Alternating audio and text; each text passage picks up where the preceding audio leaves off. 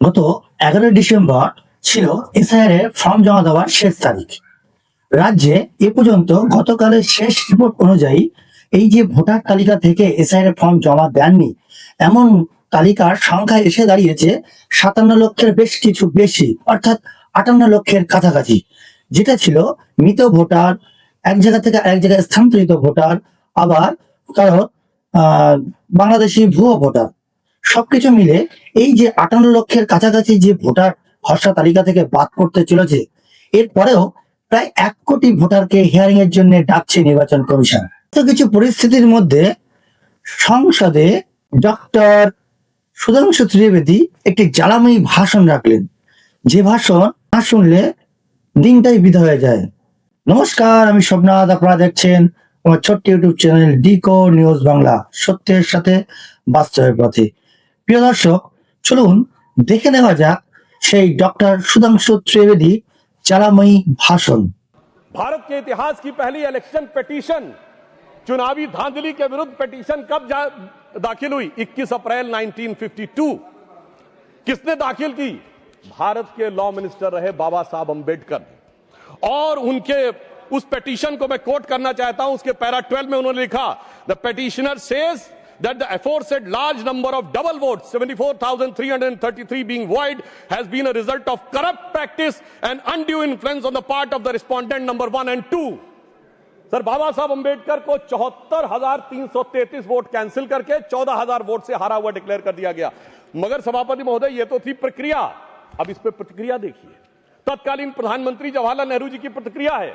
16 जनवरी 1952 वो लखनऊ से Edwina Mountbatten को लेटर लिखते हैं, और क्या लिखते हैं कि our success in the Bombay city and the Bombay province has been greater than expected. और सर आगे वो लिखते हैं, अंबेडकर हैज बीन ड्रॉप्ड। बड़ी प्रसन्नता उनको होती है कि डॉक्टर अंबेडकर चुनाव हार गए हैं। और इसके बाद वो क्या लिखते हैं कि socialist have joined hand with Ambedkar so they lost their repute. But आगे सर वो बात लिखते, बहुत ध्यान देने की जरूरत है, वो लिखते हैं Ambedkar has joined hand with Hindu communalist. ये चाचा जी की जबानी है ये कहानी कि डॉक्टर बाबा साहब अंबेडकर, इनके अनुसार हम लोगों की तरफ से, और इसका सोर्स है selected work of Jawaharlal Nehru series 2 volume 17 page number 37। इसके बाद आगे बढ़ते हैं। सब लोगों को पता है कि जब इंदिरा जी का शासनकाल आया तो उस समय एक अलग प्रकार की समस्या उत्पन्न हुई। भारत के इतिहास में पहला उदाहरण, जब किसी प्रधानमंत्री का चुनाव अनियमितता के कारण अवैध घोषित किया गया। उसके बाद हम आगे बढ़ते हैं, और जब तक कांग्रेस सत्ता में रही, निर्बाध सत्ता में, तब तक चुनाव सुधार पे कोई विचार नहीं हुआ।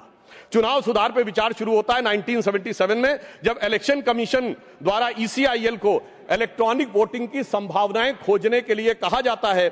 और फिर इंदिरा जी के समय में 1982 में आर्टिकल 324 में चुनाव आयोग को 50 पोलिंग बूथ के ऊपर इलेक्ट्रॉनिक वोटिंग के बारे में प्रयोग करने के लिए कहा जाता है। फिर राजीव जी के समय में 1988 में 61A में चेंज करके कहा जाता है कि ईवीएम का प्रयोग किया जा सकता है। और 15 मार्च 1989 को राजीव गांधी की सरकार के समय में इसको वैधानिक मान्यता प्रदान की जाती है। मगर अब क्या बताएं सभापति महोदय, कांग्रेसियों के अनुसार कंप्यूटर क्रांति के जनक राजीव गांधी जी के परिवार के लोग अब कंप्यूटर एरा से क्वांटम एरा में आते आते पर्ची से चुनाव कराने के लिए जोर डालने लगे।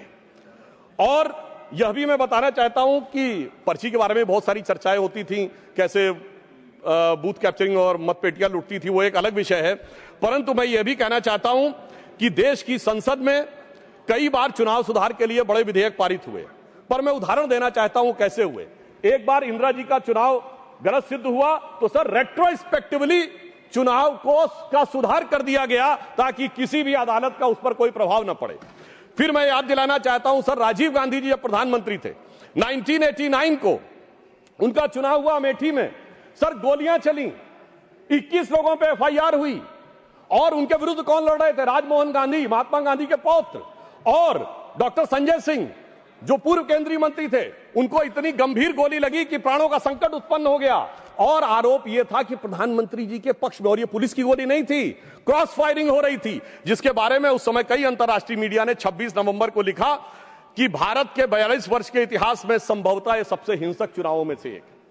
अब इसके बाद, अब आइए साहब, इसके बाद हम आगे बढ़ते हैं। तो वर्तमान यूपीए सरकार का दौर आता है और उस समय बहुत से लोगों को यह तथ्य ध्यान नहीं होगा। वैसे तो नेहरू परिवार और बच्चन परिवार के बीच में बहुत मधुर संबंध थे, पर कभी कभी ज्यादा मिठास होने से डायबिटीज हो जाती है। तो वो दौर था 2006 में जया बच्चन जी की सदस्यता चली गई ऑफिस ऑफ प्रॉफिट के मुद्दे पे, क्योंकि उत्तर प्रदेश सरकार का एक पद था। अब सर यही आरोप लग गया और सोनिया गांधी जी जो उस समय नेशनल एडवाइजरी काउंसिल की चेयरमैन थी, उन पर भी ऑफिस ऑफ प्रॉफिट का विषय लग गया और इस कारण से उनकी सदस्यता भी चली गई। मगर सभापति महोदय, जो आज संविधान की दुहाई देने की बात करते हैं, सोनिया जी जब तक चुनाव दोबारा गईं, लड़के आईं, तब तक चुनाव में संशोधन करके ऑफिस ऑफ प्रॉफिट का नियम ही बदल दिया गया ताकि पीएम ने सुपर पीएम की पदवी को सुरक्षित कर दिया। अब मैं यह भी बताना चाहता हूं सर, उसके बाद वास्तविक अर्थों में चुनाव सुधार की शुरुआत तब हुई जब भारतीय जनता पार्टी शक्तिशाली हुई, 1990 का दशक, और ये देश की यूनिपोलर पॉलिटिक्स बाइपोलर हुई। वोटर आईडी कार्ड 1993 में आया, केंद्रीय सुरक्षा बलों की तैनाती 1996 में प्रारंभ हुई। पहले बूथ वाइज काउंटिंग नहीं होती थी सर, उसमें आसानी जानते क्या होती थी कि अगर किसी मतपेटी में ज्यादा बूथ कैप्चरिंग करके मत डाल दिए तो उसमें काउंटिंग का चक्कर ही नहीं है, सब मिला दिए जाते थे। वो शुरू हुई। अटल जी की सरकार के समय में सीसीटीवी का प्रयोग शुरू हुआ, पहले प्रायोगिक तौर के ऊपर, और 2005 से सीसीटीवी की परमानेंट सीसीटीवी यूज होने लगा। अब इसे महज संयोग ही माने कि 2005 के बाद से कभी राजद और कांग्रेस को बिहार में बहुमत का अधिकार नहीं मिला। जब मोदी जी की सरकार आई तो हमने क्या किया कि जो पॉलिटिकल पार्टीज को कैश डोनेशन मिलता था उसे 20,000 से घटाकर 2,000 किया और सिलेक्टेड उनके ऊपर वीवीपैट की व्यवस्था सुनिश्चित कराई। और मैं ये भी याद दिलाना चाहता हूं, एक पार्टी जो अपने आप को बहुत ईमानदार कहते थे, वो 20,000 की चाय पिलाते थे। अब मुझे लगता है सदन और देश को समझना चाहिए 20,000 की चाय क्यों पिलाते थे, क्योंकि 20,000 तक कैश लेने पर आपको सोर्स नहीं देना पड़ता था। पर मोदी जी ने आकर उन्हें, चाय पिलाने वाले ने आकर उसे 2,000 कर दिया है, तो अब उनकी चाय बड़ी महंगी हो गई है, भले ही 20,000 से 2,000 पे आ गए। और इसलिए वो दौर था जिस जमाने में इलेक्टोरल बॉन्ड नहीं थे। आज इलेक्टोरल बॉन्ड के लिए कहे जो भी कहें, आज न्यायालय ने चाहा तो पता तो लग गया। क्या 2014 से पहले जहाज नहीं उड़ते थे, खर्चे नहीं होते थे? आज न्यायालय चाहे भी तो उसको पता नहीं लगा सकता। कम से कम यह पारदर्शी व्यवस्था हमारी सरकार ने आके की। और इन लोगों की सरकार कब रहती थी सभापति महोदय, जिस जमाने में, और मैं ये भी कहना चाहूंगा, इनकी सरकार कब रहती थी और हमारी सरकार कब है? सर, जब से वोटर आईडी कार्ड आ गए कांग्रेस की सरकार आना बंद, सीसीटीवी आ गए कांग्रेस की सरकार आना बंद, जब से स्वतंत्र जुडिशरी हो गई कांग्रेस सरकार आना बंद, स्वतंत्र मीडिया आ गई कांग्रेस को स्पष्ट बहुमत मिलना बंद, और तो और सर जब से साक्षरता दर 50% हो गई बहुमत मिलना बंद। इनको कब बहुमत मिलता था? जिस जमाने में मतपेटियां लूटी जाती थी, बूथ कैप्चरिंग होती थी, गोलियां चलती थी, कट्टे बम चलते थे और अनेक लोग गुजरात के चुनाव, बिहार के चुनावों में 80 लोग तक घायल होते थे। इन्हें लग रहा है शायद वही जमाना वापस आ जाए। तो मैं उनके लिए पूरी संवेदना से कहना चाहूंगा कि जो पुराना गीत था, गुजरा हुआ जमाना आता नहीं दोबारा, हाफिज सईद तुम्हारा। और अब मैं इसके बाद यह विषय कहना चाहूंगा कि जो इसके ऊपर आपत्ति की राजनीति की जाती है, आज मतदाता सूची को लेकर कांग्रेस आपत्ति कर रही है। मैं याद दिलाना चाहता हूं 18 दिसंबर 1950 को डॉक्टर बाबा साहब अंबेडकर ने कहा कि जो इलेक्टोरल रोल्स हैं उनका हर 6 महीने में होना चाहिए रिवीजन, पर उनका कहना था व्यवहारिक दृष्टि से मुश्किल है तो 1 साल या 2 साल में कर दिया जाए। मगर सभापति महोदय, ये 20 साल में भी करने को तैयार नहीं है और उसके बाद ये आरोप लगा रहे हैं।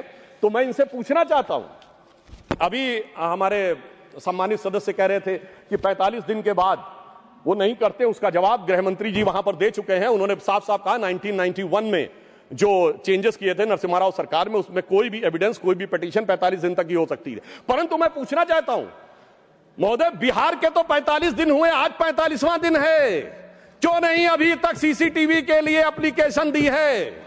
अभी मैं कहना चाहूंगा जाइए फोन करिए, शाम 5 बजे से पहले सीसीटीवी के लिए लगा दीजिए। नहीं करना है। मैं पूछना चाहता हूं, आप कहते हैं 6 बजे के बाद इतनी वोटिंग हुई, बूथ के अंदर फोटोग्राफी पे रोक है, सड़क पे तो नहीं। दिखाइए कितनी लंबी लाइनें थी, कितनी लंबी आपने सोशल मीडिया पे पोस्ट किया, कितने आपके बूथ लेवल एजेंटों ने इस बारे में आपत्ति दर्ज की। শুনলাম ডক্টর সুধাংশু ত্রিবেদী জ্বালাময়ী অসাধারণ বক্তব্য। এখনো ভারতের বহু নেতা নেত্রী আছেন যাদের বক্তব্য শুনলে আমাদের গায়ের লোম খাড়া হয়ে যায়।